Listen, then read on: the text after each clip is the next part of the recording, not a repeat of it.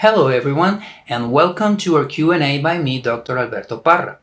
I'm a medical doctor specialized in diagnostic imaging and I have extensive experience in sports medicine, nutrition, and preventative medicine.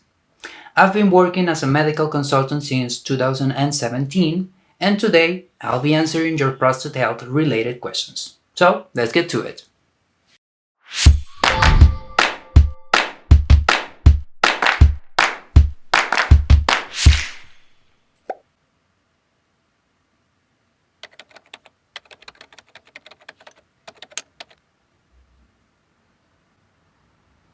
This is the first question, and thank you, Brian, for your question. Well, the answer depends on the type of procedure you had, because sometimes the procedure may not involve a complete removal of the prostate.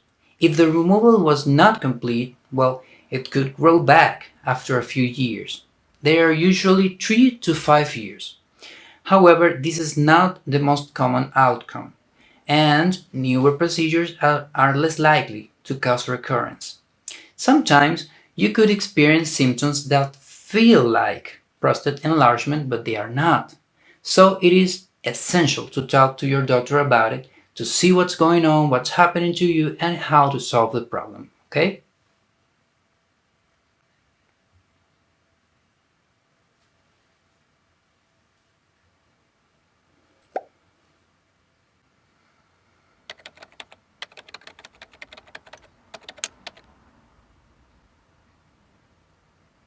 That's an excellent question, Marek. To give you an answer, I should start talking about dairy and prostate health.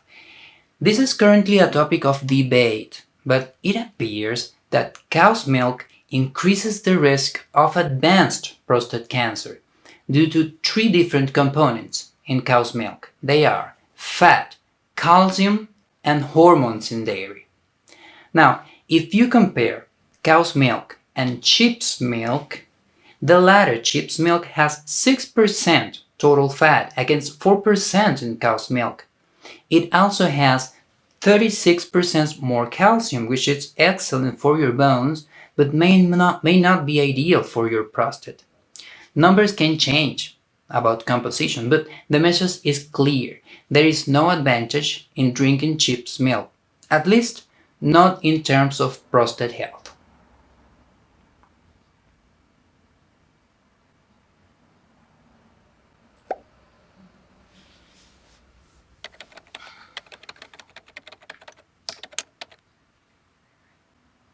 Thanks for your question, Ibrahim.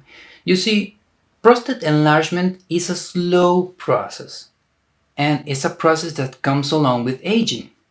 You can sometimes reduce prostate size, but it takes time and it's difficult. Thus, it is better to focus on controlling prostate enlargement symptoms, which is possible even if the prostate stays the same size.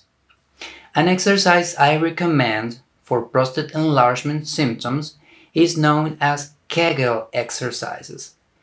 These exercises strengthen your pelvic floor muscles and help you regain urinary control.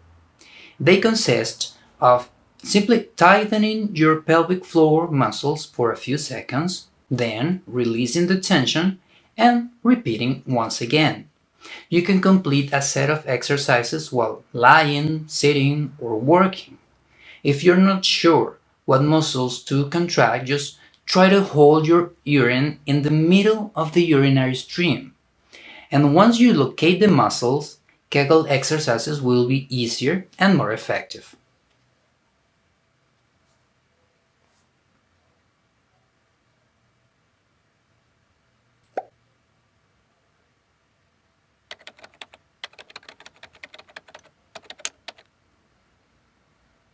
Hello, Fred, and thank you for trusting us with such an intimate question. Ideally, we should try to find out why there is an erection problem, how often it happens, when it happens, and if they started suddenly or in a lapse of many years.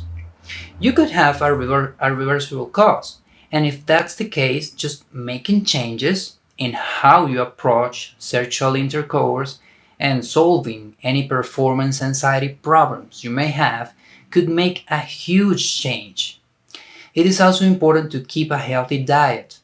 It is also important to exercise and sleep appropriately. Stress, remember this, is an erection killer, so you want to find methods such as meditation, herbal infusion, anything that helps you cope with stress. Herbal supplements that work as an aphrodisiac and improve penile blood flow include L-arginine, ginseng, L-carnitine, horny goatweed, and much, much more. Combining these supplements, lifestyle changes, and modifications in how to approach sex will help most people, at least those with a transient erection problem. More severe cases may require a medical approach.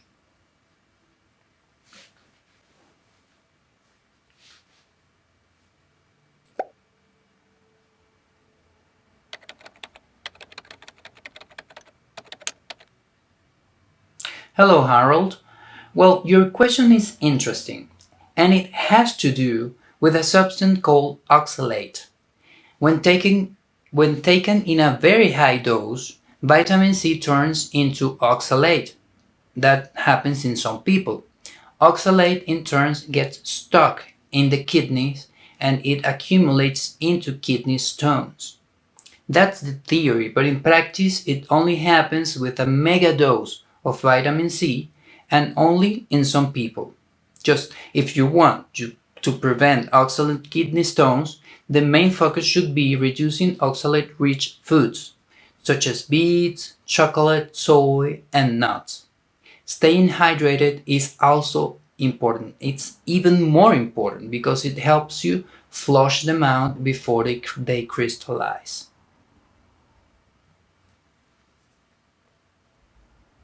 So, thank you all for your questions, for sending them in, and I hope you find my answers useful.